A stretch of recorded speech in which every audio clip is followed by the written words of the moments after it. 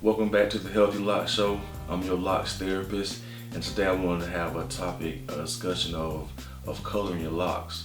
This has been a topic that has been reached out by a couple of my subscribers. So I want to talk about more about maintenance of it, more so than the application of the color. So first and foremost, before you even purchase or buy or go to seek out a professional to add color to your hair, you want to do one thing first, is you want to have at least four hot oil treatments a few months in advance.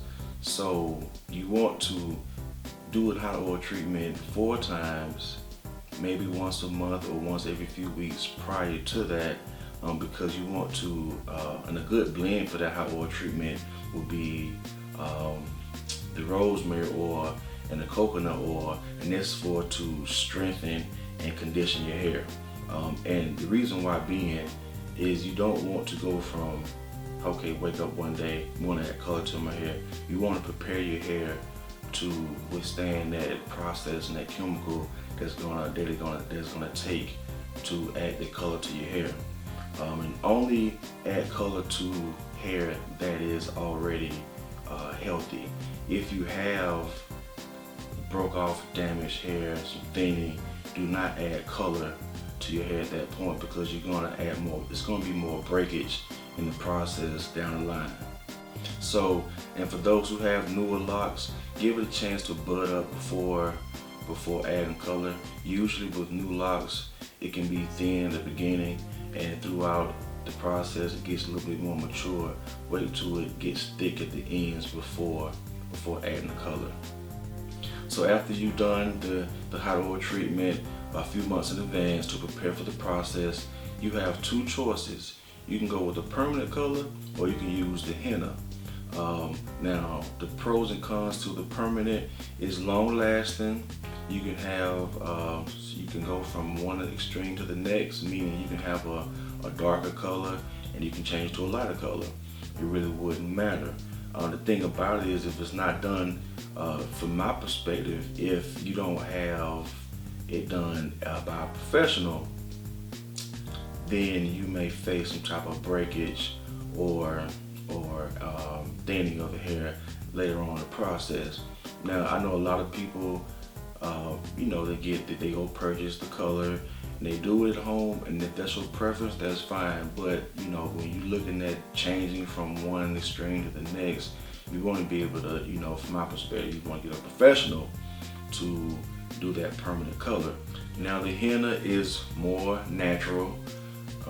It does not, it's a rinse, you can wash it out through time, but the henna, you cannot go from light and dark colors.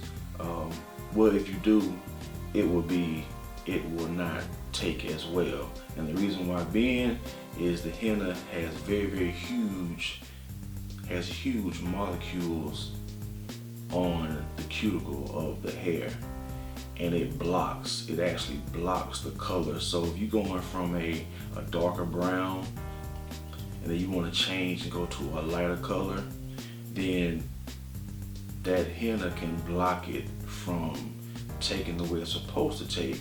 And that's why I said using a professional, because situation being, you may be at home, you might want to use the henna, and then let's just say, I want to change the color, I want to go use something lighter, darker, whatever, and you go to a professional. If you don't inform that professional about what type of dye you used before, and actually they should ask you, what did you use before, but if you go to them and want to change the color, you may not get the results you may think you're going to get. So that's just a little FYI about the henna. It's usually mainly used for if you want to tint or color your grays, and you can color them different colors, of course. But so that's the deal with the henna.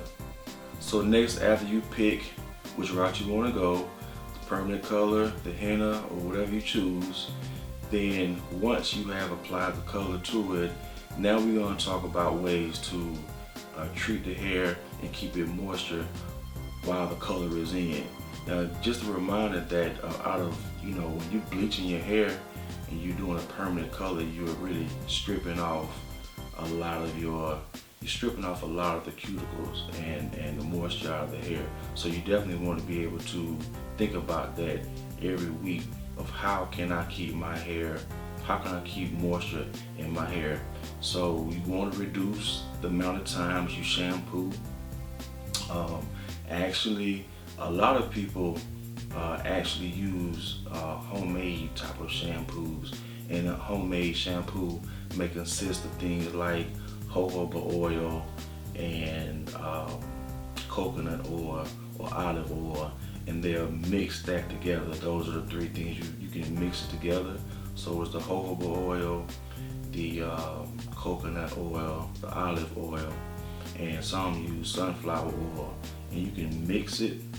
So you can put it in a little bowl or container, you can mix it together, put it in the microwave, very light, maybe 20 to 30 seconds. And once it warms up, you can apply the oil through the hair. And what you want to do is put it on your scalp and massage it through the tips. Now for those who have shorter hair, you don't have to use as much, of course, but those with longer locks, you definitely want to have enough to where you can moisturize and massage your scalp and all the way through your locks. So next, what you're going to do is, after you do this, you can rinse out that treatment. A lot of times you can use cold water to seal in the moisture in the hair and the scalp, but you want to rinse out the treatment, and you can use, some may use a commercial shampoo, some may use something homemade, but if you want to use a homemade type of shampoo, then you can add in it's called liquid castle soap, and you mix it in with a little bit of water and olive oil, and you would put that inside of your hair as a replacement of a commercial shampoo. Now you can use commercial shampoo, this just gives you some options of what you want to do if you want to have a more natural shampoo, to apply to your hair. Okay, and so next you want to do a deep conditioner. And remember, now deep conditioner, you want to do this about, for as maintenance every week. You can do it once or twice a week. You want to just make sure that you have moisture in your hair, especially if you're working different environments, or if you're doing workouts or sweating and everything. You want to definitely pay attention to your hair, do an assessment every week, every few days, just to make sure that your hair is not looking dry, and to apply it to where it doesn't look like it's losing the color as well. And after you do your deep conditioner, make sure, I want to add in the hot oil treatments that I discussed throughout this video, and anything about any kind of treatment. I want to push more to use a steamer. I know a lot of people use dryers, but the steamer is way better. It's almost like, you know how you boil water and the water evaporates off of the stove? It's the same thing with a steamer. You have the steamer that sits over your head just like a dryer, but it has water that's evaporating, and so once you put in, adding in any type of olive oil, coconut oil, jojoba oil, and everything, it actually is evaporating, so you will feel, it feels a whole lot better. So I definitely want to push using a steamer. If you haven't tried it, you're really missing out, because it's kind of relaxing too. It costs about $125. You may find them a little cheaper, but I've seen it about $125. I definitely want to push that because it adds moisture in your hair. And if you're having color, you definitely want to use a dryer a whole lot. That's just my perspective. Try the steamer, look it up, see if you can get it. If you can, talk to your professional, talk to your hairstylist about using a steamer. A lot of times in shops they don't have steamers, so you may have to find someone with a steamer that lives around you. But I hope this video is helpful. Hope I answered a lot of questions about coloring your locks. Don't forget to subscribe and comment. I appreciate all the viewers the subscribers. Share this video. Follow me on Instagram at Locs Therapist. And do not forget to check out my Facebook at Healthy Locs 101. And I'll see you next week.